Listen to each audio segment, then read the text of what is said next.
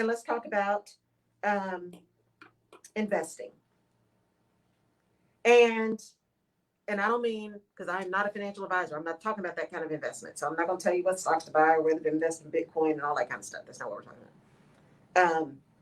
What I'm talking about is the continuation and the need to invest in yourself, but also the need to ask people to invest when they are wanting to do business with you, that doing business with you is an investment, depending on what your service is, right?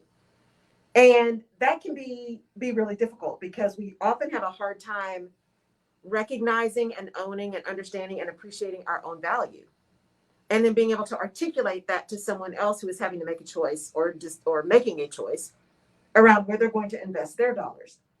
And so it really butts up against kind of this whole, and I'll talk about this in my podcast this week too, it butts up against this whole idea of service and being in service and giving freely of your services and of your gifts versus getting paid for your services and your gifts. Because those seem like those things are mutually exclusive, but they are not.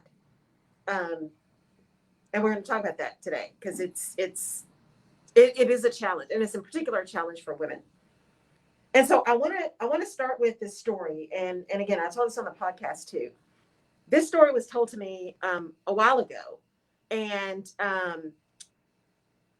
it was about these marbles, and in the context that the person was telling me this story, it was really about personal relationships. So this whole idea of investing is personal, business, whatever, right? It can go whether you are a leader in an organization, you're talking about how you're investing in your team or how you're investing as you as a leader, whether it's personal, professional, all that kind of stuff, entrepreneur, whatever it is. And so she said, everybody, if you think about your life, everybody in their life comes with a bag of marbles. Now, hopefully y'all know marbles are, and people used to play marbles all the time. And so you come with this little bag, and I'm visualizing, right, because I'm a visual person, this bag of marbles. And every time you invest, right, in a relationship, in a partnership, in, school or kids or family or whatever, you give away marbles, right? So every time you give of yourself, you're giving away a marble. And she said, but here's the thing. Then you look up one day and your bag is empty. And you have to make sure that as you move through your life, you remember to keep some marbles for yourself. And I thought, one, I'm visual, and that made total sense to me. And the other piece of that was that sometimes we forget or we feel like it's selfish to hold back anything.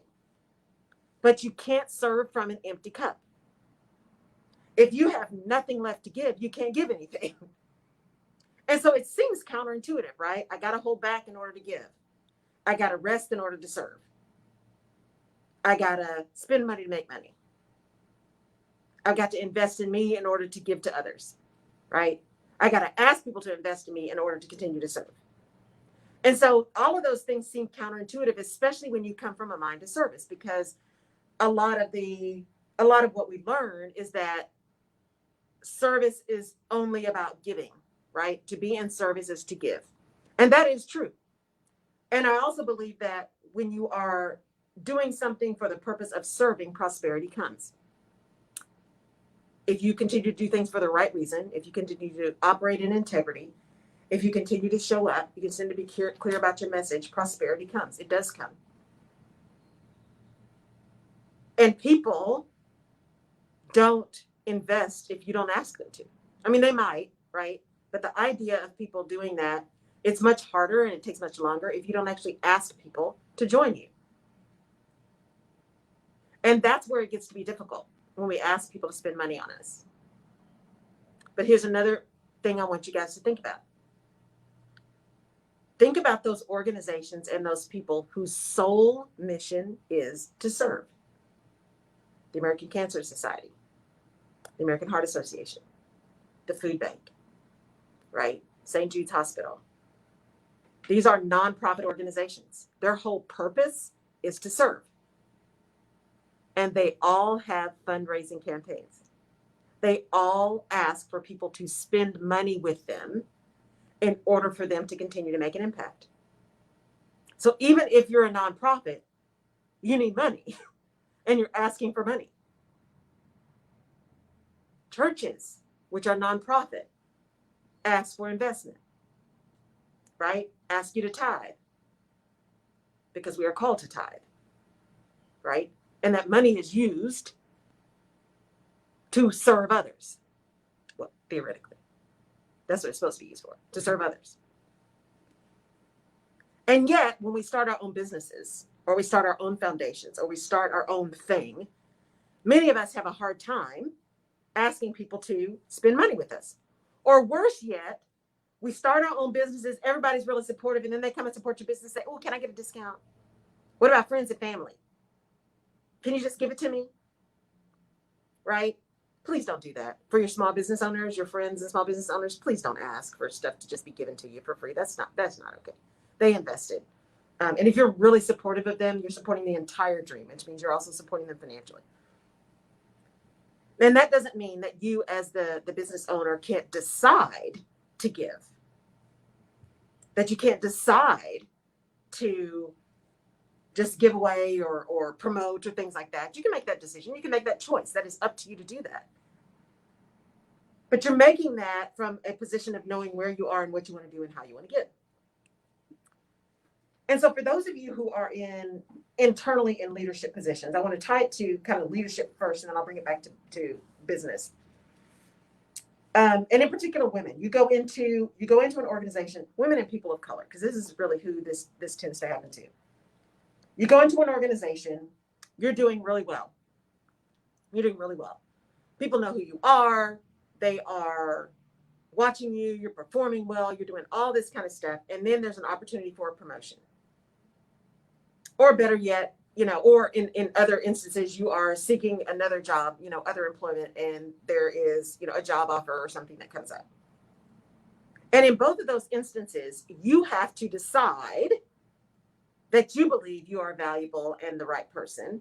And then you have to articulate why you are the right person and the value that you add. Whether that is for that promotion or for that new job, or whether that's for your team and a new thing you're trying to do. It is up to you to understand and own the value that you deliver and then be able to articulate it to other people. And that's often where we fall down. I've had so many conversations with people who would look for, especially internal organizations, they would see an internal posting. And they would come to me and they say, well, Laurel, I saw this thing. I really think I could do this. I really think, I want to apply for this other position. But I'm looking at all the stuff in the job description and, I've done a lot of it, but I haven't done everything in the job description. Women, stop saying that. I haven't done everything in the job description. Okay, number one, most job descriptions are crap. I'm just telling you. They just are. Somebody's putting something together so it'll be at least compliant. So when they post, they got something. Okay. And it's not about having done everything on the job description.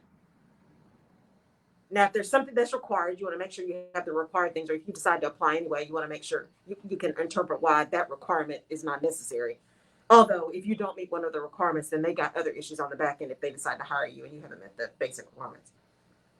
But it's about where you bring value. And so even if you have not done the thing that's listed in the job description, the way it's listed in the job description, I bet you've done something that gave you a transferable skill that addresses the need behind the thing that they're looking for. That's what I mean about being able to articulate your value. What is the solution that you uniquely bring to the challenge or problem that's being articulated? And it just may look different because your experience is different, but your experience has value. So don't go in already undermining yourself for that thing that you want by all of the things that you don't have or haven't done or haven't seen, but flip that script and say, hey, well, here's all the things that I've done that match your job description. And for these other things, here is the experience that I have that directly ties to that and gave me these specific skills that enable me to address this challenge. And here's some places where I may need a little bit of development, but you lead with the positive. You don't lead with the gaps. You lead with the positive. And then where you believe you have a gap, you also not only notice the gap, but you also talk about how you have in the past filled any gaps that you had. through training, through experience, through networking, through whatever. You make it their job to tell you no, as opposed to your job to make them think yes.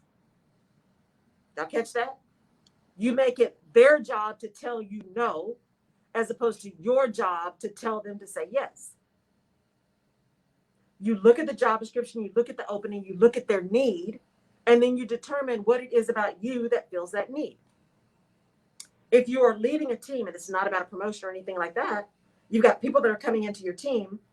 What are you doing as a leader that demonstrates to them that you know where you're going, know how they fit, value them, and can lead them where they want to go? And again, remember, leadership is not about position. Leadership is about behavior. So what are you doing to articulate to your team the mission, the vision, the objectives, the goals, and how each of them individually fits into that, and how you value their specific experience? Remember, if you're looking at diversity, equity, and inclusion, it's the inclusion piece that's hard.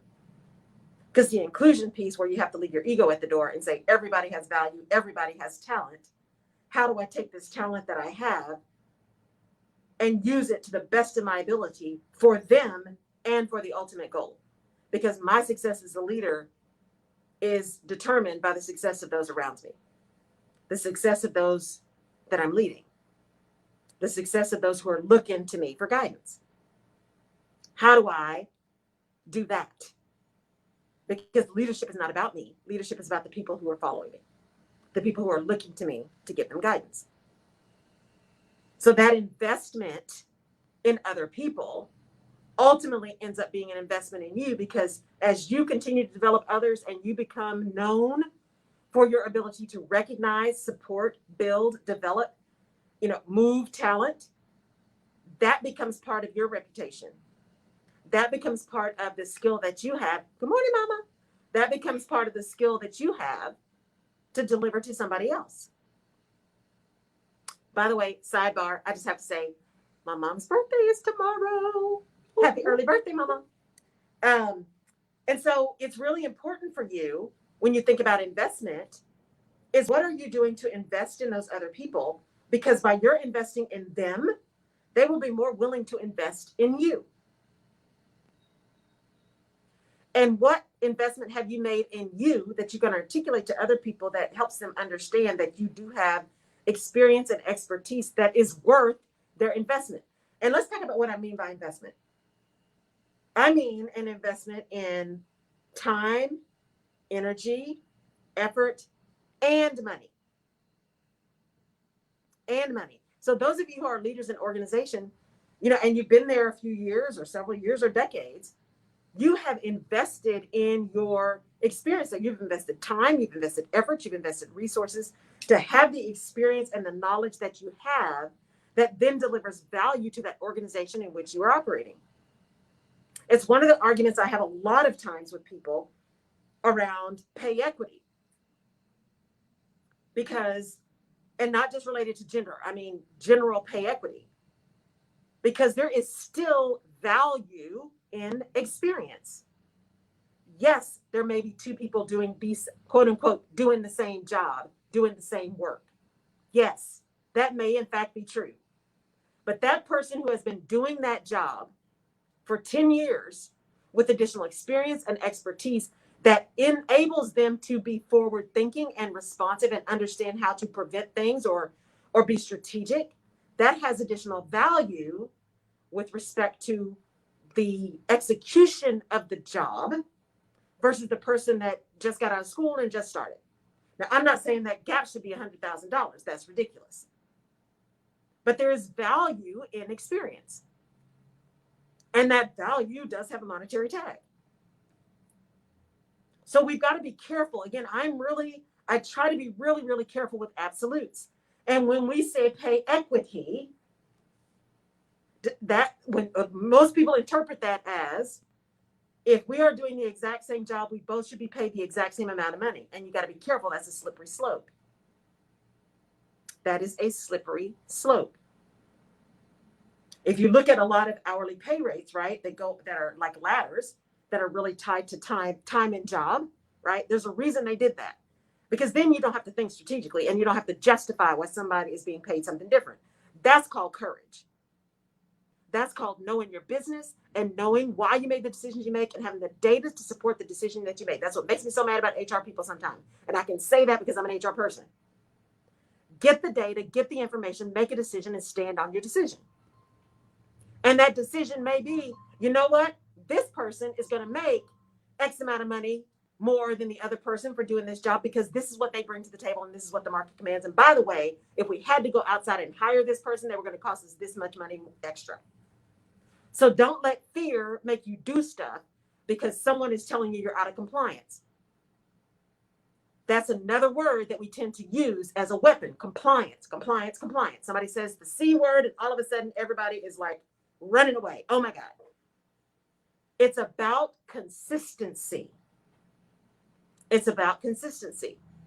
Now, if you go back and do an evaluation of your entire organization and every insert category here is making 20% more than everybody else, regardless of job, then you probably got a problem. But again, go with the data. It's the emotion that makes it a problem. Go with the data. Go get the data, interpret the data, and then make a decision based on that data, not based on your gut. The gut may point you in a direction, but the data should confirm or deny that direction. So when you look at investing in people or in processes, understand that that investment builds a level of experience and expertise that then can be delivered through value, right? The delivery of that expertise and experience is valuable. Now in business, if you're running a business, right? Or if you're looking for something else, you're looking to partner somewhere, if you're looking to get on a board or what have you, it's the idea that you invested in getting the experience that you have and the expertise that you have. You got the degree, or you did the internships, or you did the additional certifications, or you did the additional study, or what have you. You made significant investment in getting to where you are. You invested in your business, whether that's, back end stuff or product, or, you decided to partner with people that had a certain level of quality. You make an investment, and that investment has value. And it is not contrary to service to expect people to pay you for the value you're delivering. It's difficult to ask for it sometimes. It's difficult to ask people to pay. But that's where it also gets to be a challenge when you are servant-minded, because you also want to give and you want to make sure you're giving value. It's one of the reasons I do my summits for free, my career summits and my leadership summits. I do it for free because I want people to leave those summits with value. I want them to leave being able to do something and to make a change and to move forward along the path they want to move. And I give freely. And I have to really think about how much I'm giving. In fact, I'm looking at that right now. When you look at how much you're giving and stay in integrity of delivering value, but also making sure that you are helping people understand the additional value they get by working with you directly, by investing in you. And it really is an investment. When you're talking about a service, when you're talking about development, when you're talking about those kind of things, those are investments. Investments in education, investments in additional skills, investment in additional team. When you're building a business, you're making an investment in the team that you bring on. Those kind of things that enable you to then do more, serve bigger, that's an investment. And it is true that you got to spend money to make money, but you also got to be really careful around that. You can't be silly. Like I see someone that I follow that always posts, CEOs make decisions based on ROI, not based on cost. Well, that sounds real good when you already have a 7, 8, 9, 10 figure business. That sounds great. But there's also practical, right? It's one thing to make an investment that's going to put you upside down for a short period of time, knowing that it's going to come back. It's a different kind of thing to keep throwing good money after bad. That is not wise or good stewardship. So when you are investing in yourself, in that next degree, in that next certification, in that next product, in that next service, in that next team member, you do need to make an evaluation of the investment versus the anticipated return, both in time and amount, before you just make a decision. Just open your checkbook, theoretically speaking, or your Cash App or whatever it is, right? Your credit card. You do have to think about what the return is going to be on that investment. And you also have to think about timing. You have to decide where it's going to be, right? Are you going to invest in this month? Or are you going to invest in that this month? Are you going to invest in team, or are you going to invest in infrastructure? Are you going to invest in systems, or are you going to invest in education? When you decide about a certification, why are you getting a certification? I decided to get the human resources certification because I came into human resources later in my career. And after I'd done it for 2 years, which was the requirement before you could sit for the certification, I knew that I had found where I wanted to be. And so, but in order for other people to understand that I really did know what I was doing, I needed a certification because it meant something to them. It meant something to the external world, not to me. I knew what I was doing. But other people, because if they look at the total package, like, well, wait a minute, she was an accountant.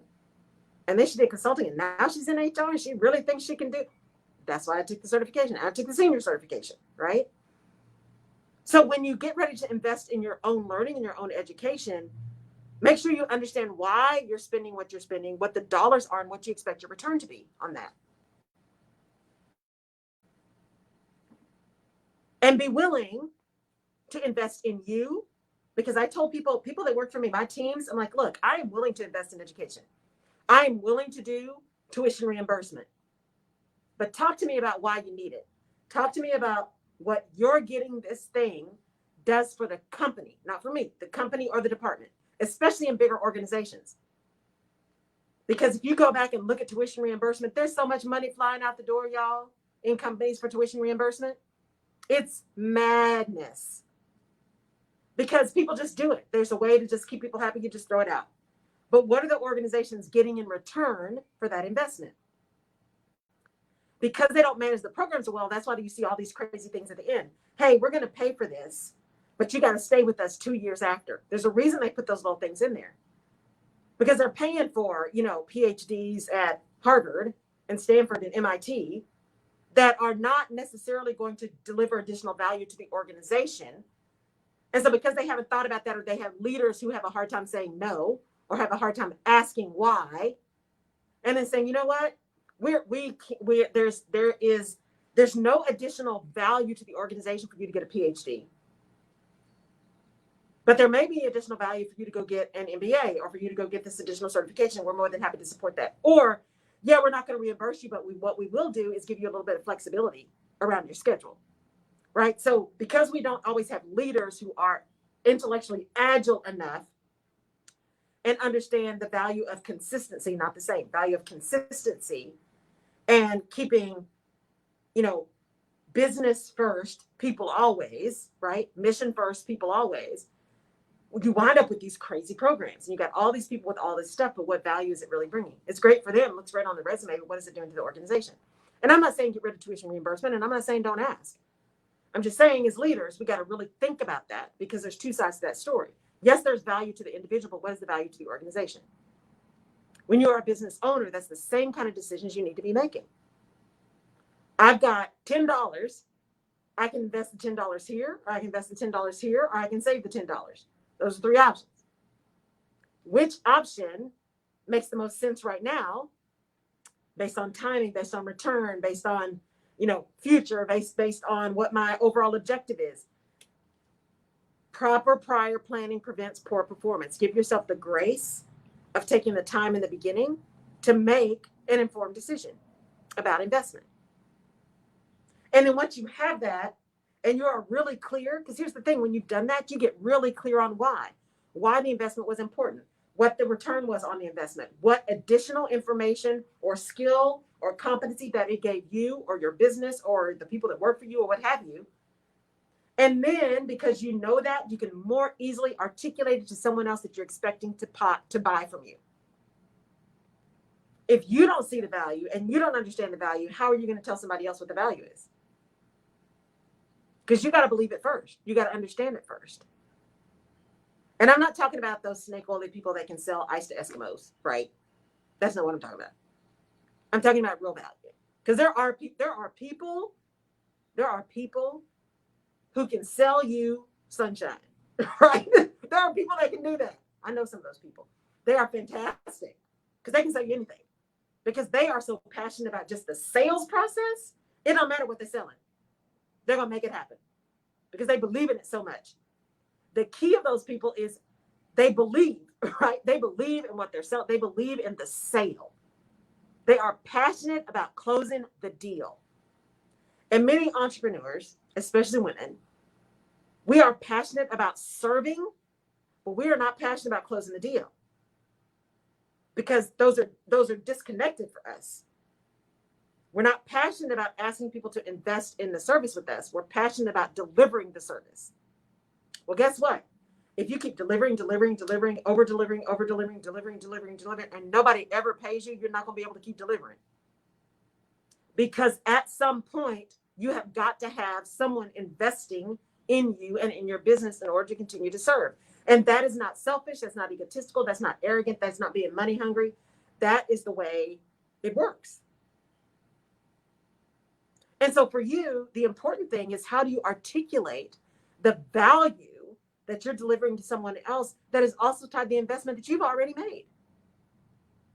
Those people who, if you look at the products, right? If you look, especially now with a lot of green products, and you look at the commercials, they tout how much they have invested in research, how much they have invested in products that have a lower carbon footprint, how much they have invested in their teams, how much they have invested in their facilities.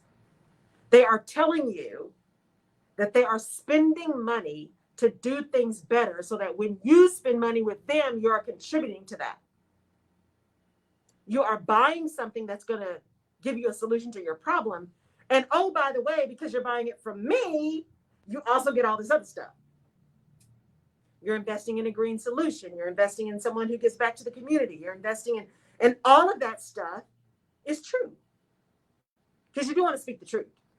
You want to speak the truth. I say all that stuff is true. It depends on what company you're talking about or what people you're talking about. But in general, that stuff is true that people are articulating. That's where they have invested, right? They have invested in renewables. They've invested in green. They've invested in speed. They have invested in safety. They have taken their money or their profits and invested back in their business or their thing in order to deliver a solution to you that solves the problem or pain point that you have articulated to them. But that whole conversation is to get you to spend your dollars to make the decision to spend it with them. So just as you make a decision about which school you want to go to, about which certification you want to invest in, around which solution you want to bring to market, those things that you invest in you, because you cannot serve from an empty cup. You have to invest in you, time and resources, right? Or resources, which includes time, effort, energy, and money. You want to take those investments and deliver something that matters to people. And there is plenty to go around. It doesn't feel like it. If you look at society right now, it doesn't feel like there's plenty to go around. There actually is plenty to go around. We just have systems that make it very difficult for everyone to have access. That's different than there not being enough. There is enough.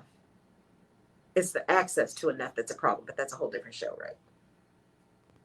So it's important to think about investment as part of your own development, and that asking your organization to invest in you is worth it.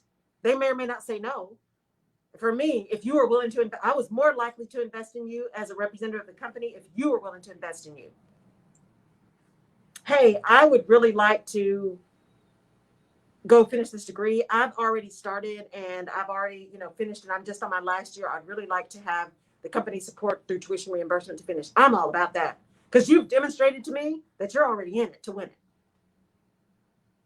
You're not just looking for something for nothing, right? And you've articulated to me how it's going to help. It's all about preparation, y'all. Remember, when you're asking for investment in anything, while it's about you, to the person you're asking for the investment, it's not about you. It's about what their investment does for them. What is the return for them? Does it make their life easier? Does it make the process smoother?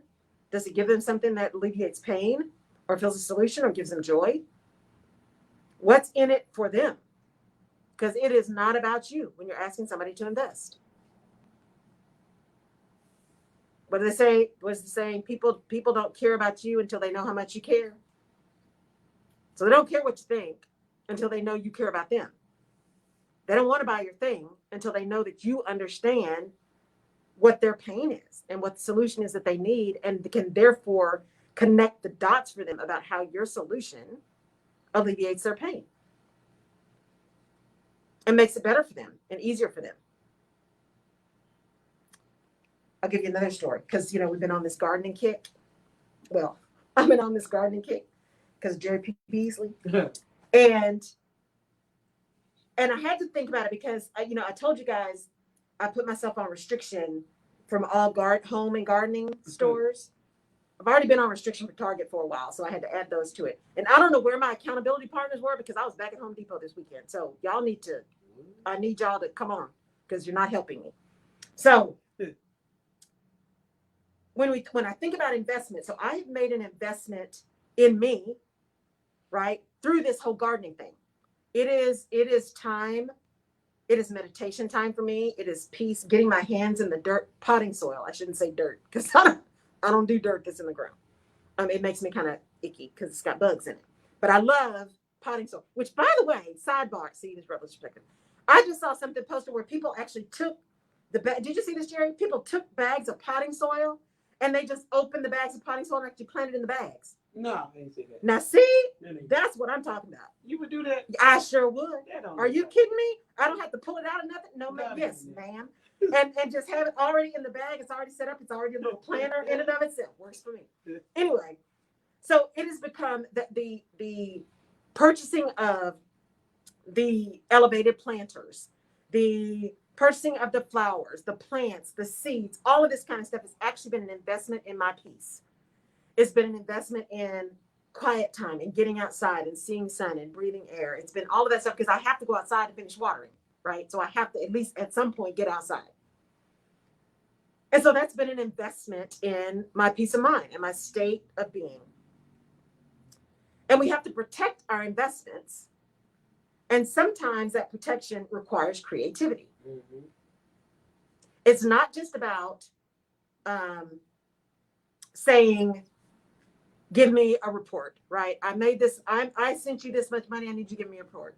Or what have you, right? It's those things that it's not unkind to be clear, setting up the methods up front about how you're going to make sure that your investment is worth it. It's also about getting creative. So y'all have been following and know I've had this squirrel saga where they keep jumping in my stuff and digging holes looking for nuts because I got pecan trees in my yard. And so I first got creative and bought all this screen, like that's on your screen, the screens for your windows. And I covered all of my planters with screens. The only one I didn't cover was my blueberry bush because it's in a big pot. And they left everything else alone, but they kept digging in my blueberry bush. And then my salvia, which is this big flower that gets really tall, I had to remove it from one of the little planters and I planted it in another pot. See, this is why I ended up spending so much money. And then I found a pink and green hydrangea, so I had to buy that because I was at the store. I'm just telling you. See, I got to stay out of there. And so I said, well, you know what? I've got these pots. I'm going to cover the pot, not the plant this time, but I will just cover the pot where the dirt is exposed with screen. Makes sense. Keep the squirrels out. I covered it, kind of stapled it down, kind of wrapped it around, right, a little bit, kind of loosely. But I thought, oh, they've been good. I don't need to make this real tight. I got to get it around here as best I can without ruining my plant.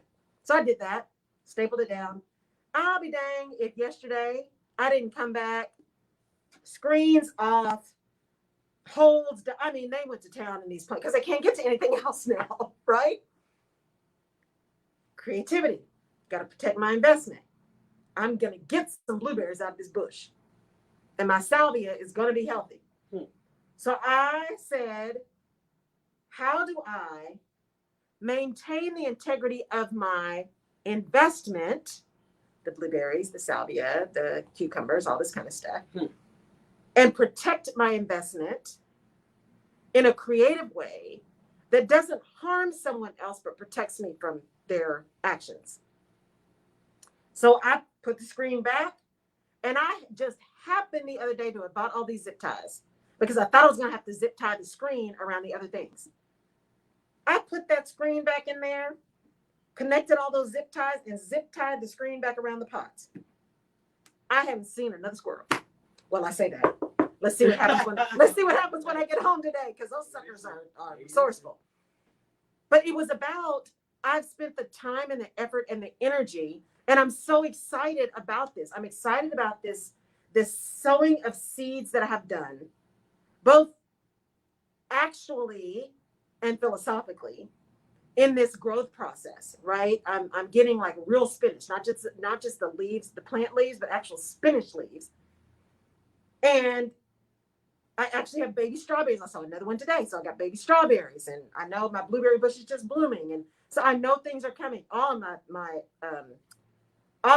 my spices are doing really good. My herbs are doing really good. And it's so rewarding to see the return on that investment. When you're a leader, it is so rewarding to see that person that you gave a chance just kill it. Kill it. That's awesome. That is awesome. I've got someone that I remember when I hired, they're like, "Are you sure she doesn't have HR experience?" Turned out to be the best person I've ever had on my team. Fantabulous.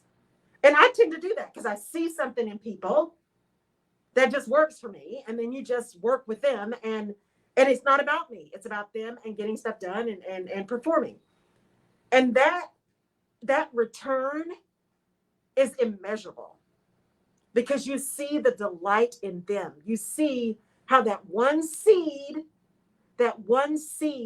of support and belief and expectation manifested in this harvest of somebody really, really stepping into their power.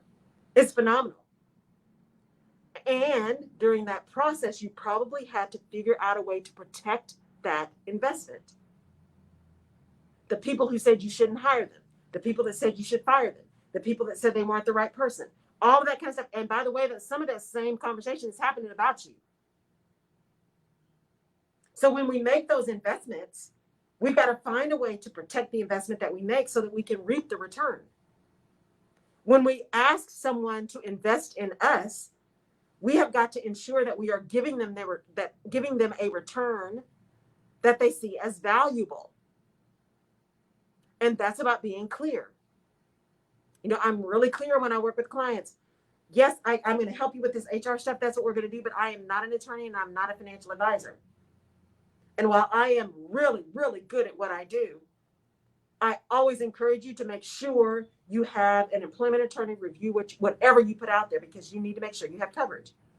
Because I am not guaranteeing you that I know every single law and every single nuance, especially in California.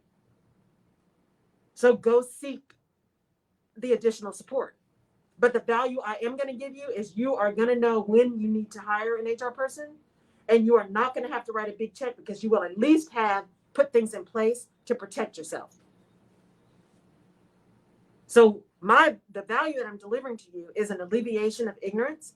And I don't mean ignorance as an insult. I mean ignorance as a lack of knowledge, preparation for the potential that might come, a sounding board that's going to challenge and identify for you where you're misaligned or your communication is not connected to what you say you want, and an ability then for you to be aware so that you can make the decisions you want to promote the culture that you want.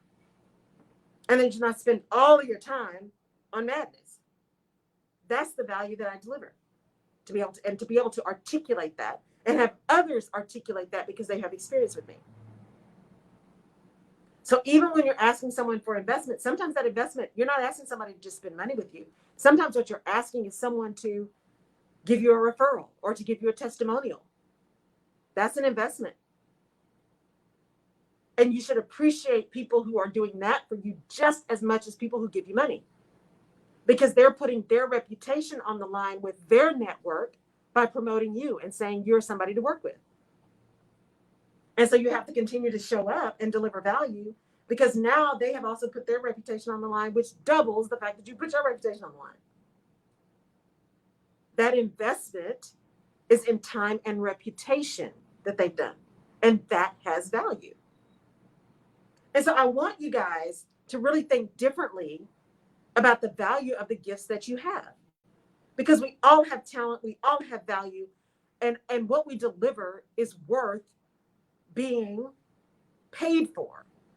Paid with little p, right? Sometimes paid in time, sometimes paid in referrals, sometimes paid in dollars. And at some point you need to be paid in dollars because, you know, everybody's got bills to pay. So we can't be so cavalier, right, about that. Because as I said, even the biggest nonprofits, even the smallest nonprofits need dollars to keep doing their mission. But it's about showing up in integrity. It's about being authentic. It's about being true to who you are when we're talking about investment. And this is a hard conversation to have, especially because in a lot of communities, we just didn't have a lot of financial discussions, right? We didn't grow up talking a lot about investing and saving and entrepreneurship and all. We just didn't. Not because people weren't knowledgeable about it or understood it. It just wasn't a thing. Because there were so many other things that we need to talk about and need to have people educated on, need to have people prepared for. That piece was not necessarily something that was at the forefront. Education was, general education was, but not necessarily financial education. Right? And so you're starting to see a resurgence of that because money makes the world go round. I talk about it this week. I was just doing my podcast recording and I think about this business that I'm building, and I tell people, my goal is to have a 7-figure business or bigger, as big as it'll go. Not because I want a 7-figure lifestyle. I mean, that's just not who I am. That's just not who I am. But so that I can write a big enough check that makes an impact. Because a lot of times people will only listen when your check is big enough. And if that's what gets you in the door, so then you can make an impact, okay. Right? You still got to be in integrity.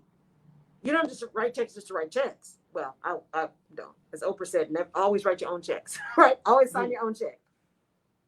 But if it means that I can write a big enough check that all of those naysayers pay attention just because the check is big, but I get to get in and make an impact and impact people's lives and make a difference and challenge those things that are insane within a way that enables us to move forward, not to challenge just to be contrary, but to challenge for improvement and forward movement, then so be it. Because if I can get in and keep doing that, then they forget about the money or they forget about the fact that I'm writing a big check. What they see is that I'm making an impact. They see I'm delivering value. Oh, and by the way, I can write a check to support it. That's where I want to be. And I think that's where most people want to be. Now, there are some people who want 7 figures because they want a 7-figure lifestyle. They want the Rolls Royce and the diamonds and and okay, if that's your deal, I get it. I can't, no judgment here. I don't sit in judgment because, I got enough boulders and logs in my own eye. But just know what investment you're making in yourself and in your business or in your career, why you're making it, so that you can understand what return you expect from that investment. So that then you can articulate how that return that you got enables you to give value to someone else that you're expecting to invest in you. Because they're going to be looking for a return. They're going to be looking for a return. Again, sometimes the return is not monetary. Sometimes the return is just connection. Sometimes the return is just a mention. Sometimes the return is just, a referral or a testimonial. Not every return is monetary, but everyone is looking for some kind of return. Sometimes that return, like my gardening, the return on that is peace. The return on that is calm. The return on that is fresh air and time outside and also some thoughtfulness and creativity because I'm in a battle with these squirrels in Houston. And so I'm having to get creative. And I'm already thinking about looking at my spinach growing, thinking about, how many more elevated planters can I get on this little slab, right? Because I don't want to put them in the grass because then I have to walk in the grass to get to the planters, and that's just not. So, it's just there's a different level of return for that investment for me that has nothing to do with money. Although I guess a little bit, because if I'm growing my own spinach and okra and cucumbers and all that kind of stuff, I don't have to pay for it. I don't have to pay for it, right? Well, I don't have to pay the grocery store. I do pay for the seeds and the plants, but the return continues as long as I continue to take care of the investment I made. I will reap the benefits of that care. That goes for self-care.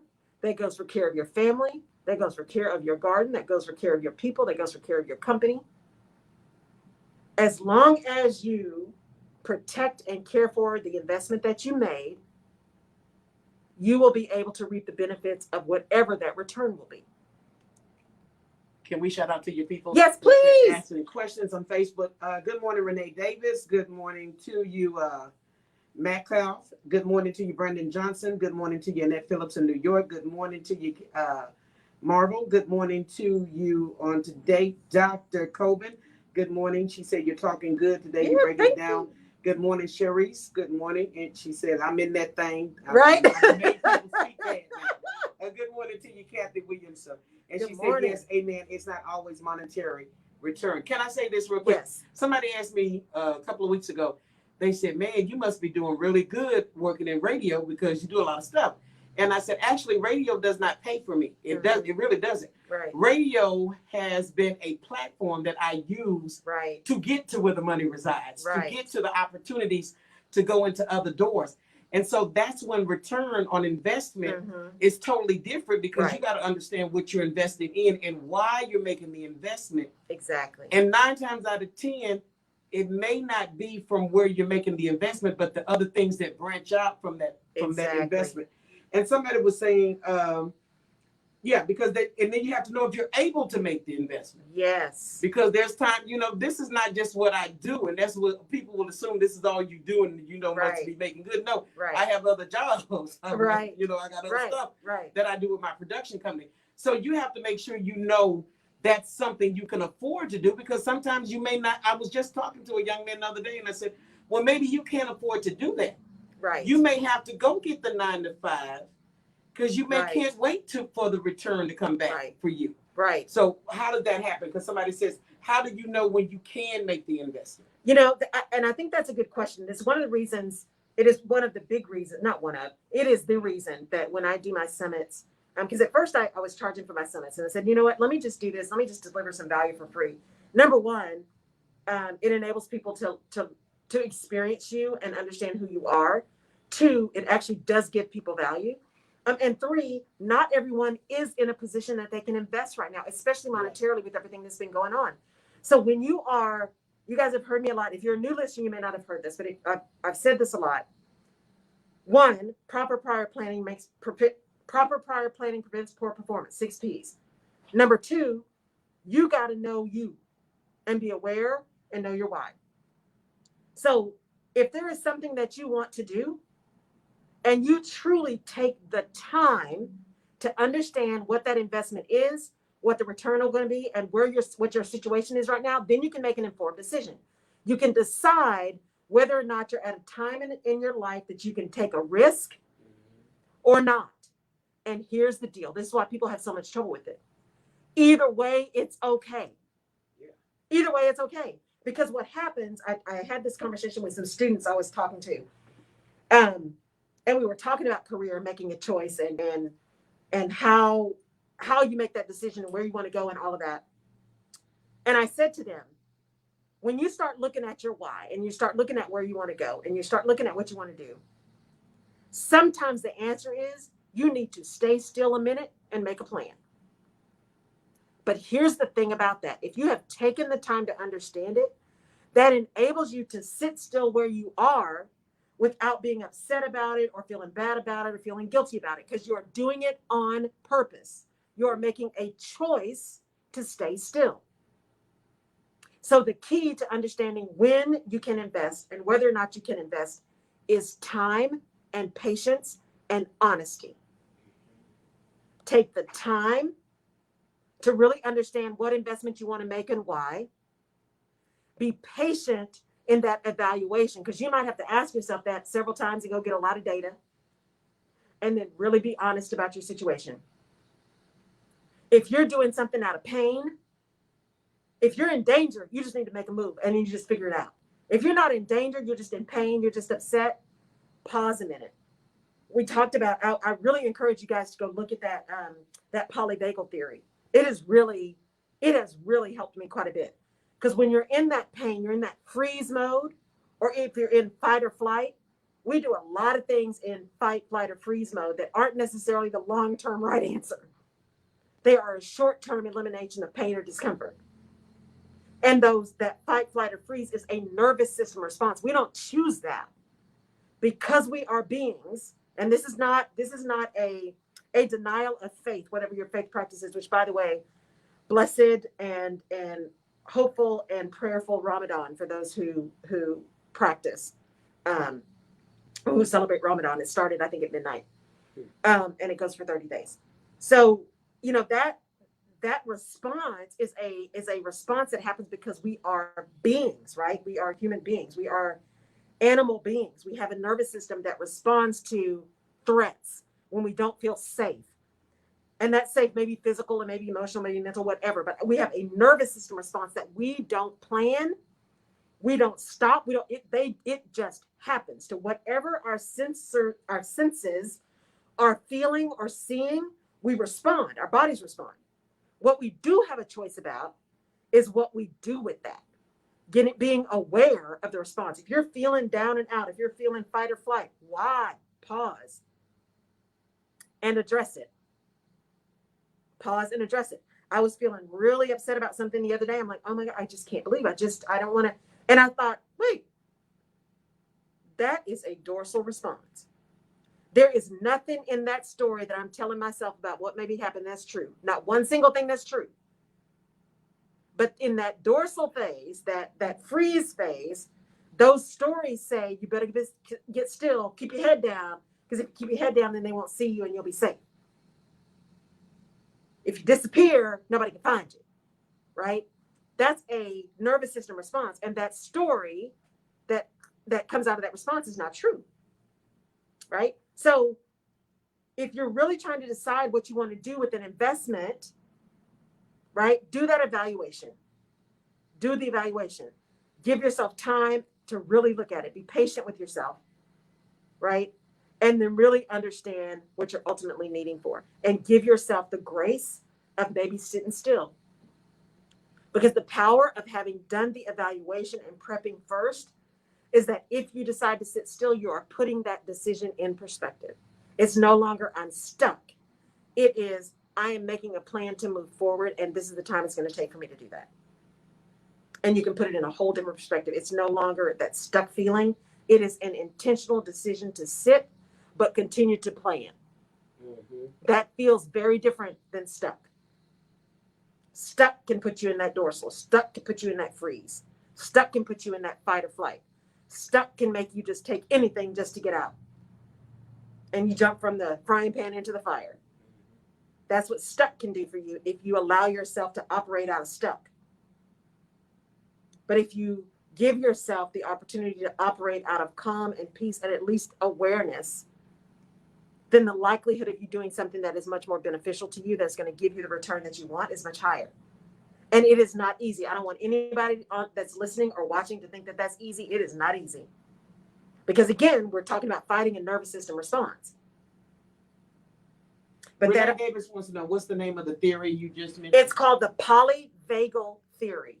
Polyvagal, I think it's vagal. Actually, can y'all see that? I'm going to hold it up so you can see it here. And then I'm going to see it here. Okay, the Polyvagal Theory. And it goes from dorsal to sympathetic to ventral. You want to stay, ventral is like in the zone. That's your joy spot, right? That's the, I am in it. This is awesome. I'm excited. Sympathetic is the fight or flight. And then dorsal is the freeze. And you are always moving through all of those all the time. All the time. What you want to do is be in ventral as much as you can. But the idea of recognizing the others and the power of this, y'all, for me, Laurel's perspective, right? The Rutledge perspective, the power of this for me is it was such a relief to know that the feeling was a nervous system response. It was just automatic. Because it's easy for us, especially as women, it's easy for us to start blaming ourselves. Oh my God, I must be crazy. What's wrong? Why can't I handle this? Why does this feel so bad? Why do, something's wrong with us that we can't handle it, whatever it is. This is nervous system. This is how we're wired. This is a nervous system response. What we can do is be aware of it, appreciate it, give ourselves some grace. Sometimes we got to sit in it because we just can't do nothing else. But then at least we are aware of it so we can move through. It's the lack of awareness sometimes that gets us in trouble. Mm-hmm.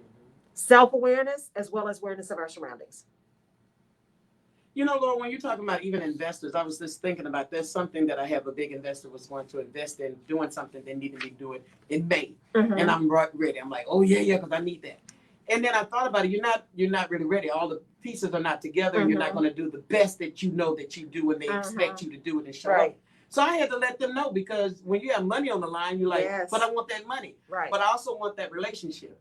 I also want that consistency that they bring. Yes. And I want to be consistent in what I bring. So it's not unkind, to be clear. Like you said. And then they were like, okay, not a problem. We can do it the following month. Now, of course, I'm on like, let me get it. Right. Then they gave me some grace. But I think that we need to do that, because when you do get investors, when people believe in what you do, you want to be consistent at all costs. And if you don't think that you can do it, it's better to back out for a minute.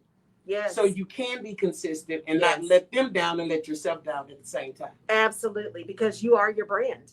Yeah. Whether or not you are a marketing person, or you're a personality, or you're someone working in, a $400,000 person, 400,000 people company, you individually are your brand. How you show up, how you perform, how you talk to people, how you are your brand. What, Jerry? No, I'm sorry. This lady said, so Sister Jerry, you said that radio don't necessarily really pay you. I also know that you do a lot to promote others, sometimes at no cost. So how can we donate monetary donations if you act of kindness? Do you mind sharing? Okay, Kesha. But when she's saying this, and it goes back to what you said. Yes. It depends on what the value is that you bring. Absolutely. Because you don't always get the monetary return back where you put it, but you do get it. You get it. And it comes, but you have to do it as unto the Lord for one. Right. And you have to do it knowing that you know the value of what you bring. Absolutely. As I said, and I'm gonna tell you guys how to do this. I do a career transformation summit. I'm doing 4 this year, and I'm doing 4 leadership summits this year. 4 leadership transformation summits. These summits are an hour and a half for 3 days, mainly because, a lot of people do 9 days. They do, I know yourself, right? I can't do that. So it's 3 days. It's an hour and a half. I actually may take it down to an hour for 3 days when I do the ones in the fall. But it is free, and it is, you leave with value. You leave understanding some things, specific things you need to do to get to the career you want. You leave with specific things you need to do to lead the way you want to lead. You leave with specific actions and plans and processes that you can do. I do that on purpose because, as the listener just said, not everyone has the ability to invest at that time. I also know, and I articulate to people up front, that I will give you a way to work with me directly afterwards. After I deliver the value, I'll give you a way to work with me directly. And I know without a doubt that I deliver additional value when you work with me directly, and pay me for that. And pay me for that. There are some specific things that we can do from a one-on-one perspective or in a group perspective that can take it to the even next level. But that's an investment. That's an investment because I've invested in me. Not only time and resources, but blood, sweat, and tears I've invested to get to where I am in order to deliver services and value to you. And I am more than willing to give as much as I can. Give your best and they'll buy the rest, right? I'm more than willing to give because I also feel called to serve. And in order for me to keep giving, I need to have people who also invest. Yeah. Right? And so I continue, as Jerry said, I show up consistently. I'm there every time. And y'all know who've been following me. It gets dark. My mind goes dark. I am tired. So doing these in the evenings from 6 to 7:30 is tough for me. But I show up consistently. I show up with energy. I show up delivering value because it's important to me to deliver to you. Because when I deliver to you, then you will tell others, and I will be building a reputation that says she can help. She delivers value, and she is worth the investment. And that is that's the only thing I can ask for, right? So Jenny just put the, is it Jenny? Yeah, yeah. Jenny just put the link up to. Oh, awesome. Thank you. Yes, you can get to me on laurelrutledge.com. You'll see the little banner where you can register. It starts Monday the 19th, 2021. It starts on Monday, 6 to 7:30 p.m. You will have some opportunity. I'm doing a couple of giveaways, so I will be giving away some time to work with me directly as well. Just because, again, I feel called to do that. Well, Lauren, when you said that, though, I thought about something. I told some people, some things I give, like the lady said earlier, you give so much away. No, there's a lot that I give away, and there's a lot that I don't give away. Right. Because Right. you said it's not, some things you do for business. Right. And then some things you do because it's just naturally in you Right. to do. Right. And so I think that people that understand when it's a cost, because you did have to get the education, you do have to do the research and do all that too, because some people never used to understand, like, well, why are you charging for this? And well, this is my business. But so you got to know what you give away, and then what God has given us the power to obtain wealth to keep us going. So you're saying your conferences that you're doing of different things, we should want to give to that. Absolutely. If it's a benefit and a blessing. Right. Because you had to do the research. Because I'm telling you guys, and I say this not from a place of it being easy, because it is not easy. I'm one of those people that hates talking about money. I hate it. I hate talking about money. And so one of the things, God never puts you in a place that is not where you need to be and give you the learning you need to get there. Mm-hmm. So there is nothing like entrepreneurship to make you face a lot of head trash. A lot of all those stories that other people have told you about you that may or may not be true, that all of a sudden have become true, and you got to face all that crap, right? One of those for me is asking people to pay for something and putting a price on what I'm delivering. That is a price that I can say with integrity. And that is not easy.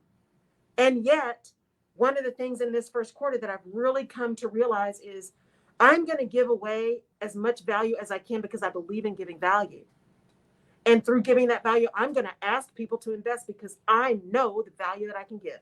And I think through the things that I give away for free, I have demonstrated the value that I can give. And because of that, I am worth the investment. When you are ready to invest with you, invest in you, investing with me for you, I believe is the right thing to do. If you're ready. And if you're not, I have no judgment because I can't make you ready. No one can make you ready. I can't make me ready most times, right? Only you can decide what's right for you. And here's the deal. I believe that if I'm not the right person for you, I probably know somebody who is, because that's the kind of network I have. And there is no hard feeling for me because, again, that's part of service. The whole idea is to get you a solution that makes sense for you. If that's me, fantastic. If it's somebody else, fantastic. Because you got the solution you needed. Renee Davis says, thank you for your help. Absolutely, Renee. Thank you for listening. Y'all, I have to say that too. So one, Career Summit, Monday, Tuesday, Wednesday, 6 to 7:30 p.m. Go to my website, laurelrutledge.com to sign up. You can see the banner in the middle. It says Career Transformation Summit, and you can register. It is free, and there will be replays for a certain period of time. So if you can't make it all 3 days, you will get the replays. Excuse me. Thank you. Allergies, Jerry. Didn't I just talk about allergies earlier? But secondarily, see, now I forgot what I was going to say. Jerry made me laugh. So, the other thing is, if you don't remember anything else from this conversation about investment, I want you to remember this. One, you are worth investing in you, whatever that resource is. Time, energy, connection, dollars. You are worth it. And you get to decide what that investment looks like, because only you know what you need. And if you need help in getting clear on what you need, find someone who can help you do that, because you are worth it. You are worth the investment. And when you invest in you, other people will be willing to invest in you. All right, y'all. Wait, can I ask a quick question? Yes. No. Yes. Okay, please. It's good. I was thinking about this pastor who did this talk summit, and she had all these different speakers. And in my head, I'm like, I wonder what they get paid She got all these speakers up here. But she made this comment. She said, because they were life coaches. And she said, I told the people that get on the platforms that I get on, if you want to get on with me, you got to make your own money. And at first I was like, what? What that mean? You got to make your own money? Pay me my money that I asked you for. But what I saw, it was boost, vending boost. And those people made that money because what they brought to the table, you wanted to invest in their product after they got there. Right. I said, that makes logical sense. She had the connection to have the platform, right? But you got to do the work. Right. So what I'm asking for, like, even when you do free summits and things of that nature, do you have workbooks and things like that that people can purchase? So I know they would want it. Right. So I give a lot of stuff away free right now. I am working on something that will be for purchase that I'm not ready to talk about yet. But right now, what you get, I deliver to you as part of the conference. But that is part of the investment that I'm making in me so that other people can make the investment. And that's what I talk about. This is all having had those conversations. The conversations I'm having with y'all are the same conversations I'm having with me. The same conversations I'm having with you. Physician, heal thyself, right? It's so easy to see the boulder in someone else's eye, and you got a big old log in your own. So I'm just saying, it is one of the things that I am continuing to do. So I do have something really exciting coming out that you guys will be able to purchase, and I think you're going to love it. I'm just not ready to talk about it yet. But right now, you attend my summit, you get the workbook for free, you get all the steps for free. I think we have like 50 people signed up right now. I don't know how many people will actually be able to attend, but we got about 50 people signed up. So I'd love to have you there. I will make an offer. So I like to be upfront about that. I will make an offer. It's a good offer. I will make an offer to work with me on a regular basis, right? At that time. But that is at the end of day 2 and day 3. And I don't spend all of day 2 and day 3 talking about that. I am still delivering value and then making an offer at the end. So my guarantee to you is you're getting value. You're not getting 3 days of a sales pitch, because see, that makes me crazy. So I'm not doing that to anybody else. This is very profound. Yes, I'm working on the product now. Good conversation as always. Thank you for your help. Thank you, everybody. We're a little bit over, as always, because it gets really good. So thank you guys for tuning in. Thank you. I so appreciate it. I know it sounds false, but I'm just telling you from the bottom of my heart, I know y'all have choices. I know you have choices. And the fact that you choose to spend your time with me on a Tuesday morning of all times is greatly appreciated. And I'm truly humbled by that, because I know you have a choice. So I'll keep showing up. I'll be here every Tuesday, unless we have another snowpocalypse, and then we'll have to do something else. So thank you guys. We will plan to see you same time next week. Same bat time, same bat channel. See you then. Bye.